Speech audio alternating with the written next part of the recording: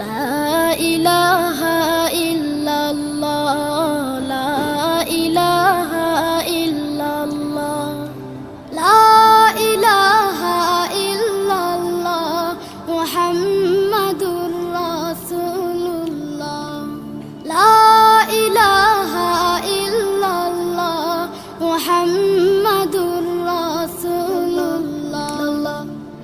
কোনো খালিক নেই তুমি ছাড়া, কোনো মালিক নেই তুমি ছাড়া, কোনো মাবুদ নেই তুমি ছাড়া, কোনো মাশুক নেই তুমি ছাড়া।